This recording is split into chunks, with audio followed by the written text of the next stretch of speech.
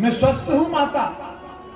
और माता रोहिणी की गोद में जो है वो माता रोहिणी का पुत्र नहीं है, और माता यशोदा की गोद में जो बैठा है एम ही रोहिणी पुत्रो, ये रोहिणी का पुत्र है। इसमें बल की अधिकता होने के कारण इसका नाम बलराम रखता हूं। माता यशोदा बोली, खड़ियन पलटन ना सच्च ज्योतिषी, हीरे की अंगूठी उतार के चरणों में समर्पित कर दी और दक्षिणा द्रव लेके गर्गाचारी ऋषि चले गए। तो एक बार जोर से बोलना पड़ेगा, और जोर से बोलना पड़ेगा।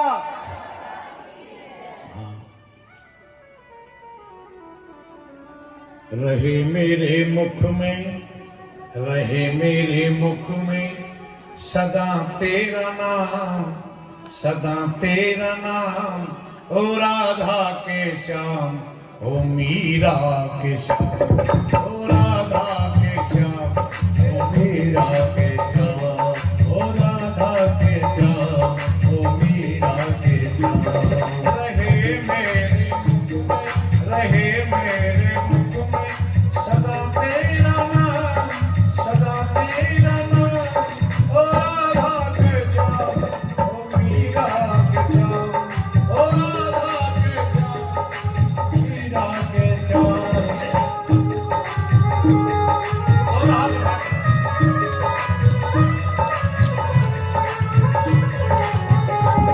रहे मेरे मुख में, रहे मेरे मुख में सदा तेरा नाम, सदा तेरा नाम। ओ राधा के श्याम, ओ मीरा के श्याम, ओ राधा के श्याम, ओ मीरा के श्याम। रहे मेरे मुख में, रहे मेरे मुख में सदा तेरा नाम, सदा तेरा नाम। ओ राधा के श्याम, ओ मीरा के श्याम, ओ राधा के श्याम, ओ मीरा के श्याम। हाथ उठा के ताली।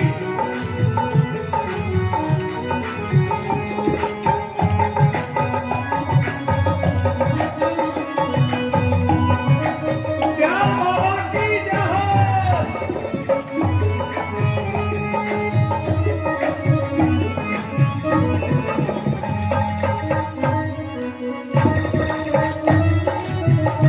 कोई दुनिया की ताकत जुदा ना करे, कोई दुनिया की ताकत जुदा ना करे। मिले जो मुझे राधा राधा कहे, मिले जो मुझे राधा राधा कहे। मुझे तो है प्यारा प्रभु तेरा नाम, प्रभु तेरा नाम। ओ राधा के श्याम, ओ मीरा के श्याम, ओ राधा के श्याम, ओ मीरा के श्याम। रहे मेरे मुख में, रहे मेरे मुख में सदा तेरा नाम, सदा तेरा नाम। ओ राधा के श्याम, ओ मीरा के श्याम, ओ राधा के श्याम, ओ मीरा के श्याम। हरि हरि।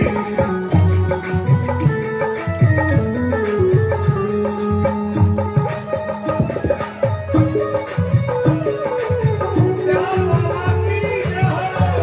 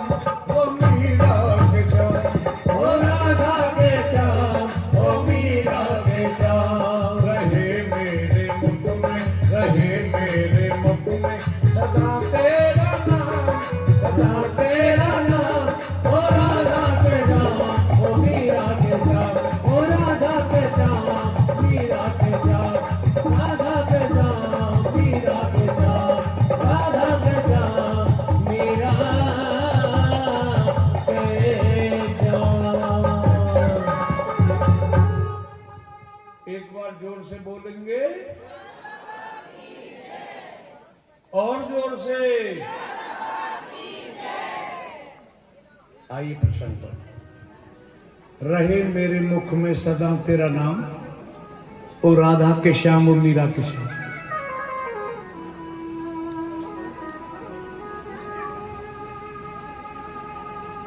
आज गिरजा से पूरी गोपी ने कन्हैया को मोखा में से देखा।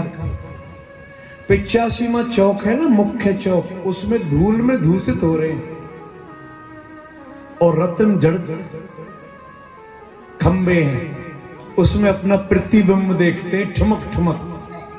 तो गिरजा स्वरूपनी गोपी ने अन्य गोपियों को बताया, कहती है बताऊं एक बात, मैं प्रतिपाद नारायण को, उस परब्रह्म को नदरानी के आंगन में ठुमक ठुमक नृत्य करते देखा।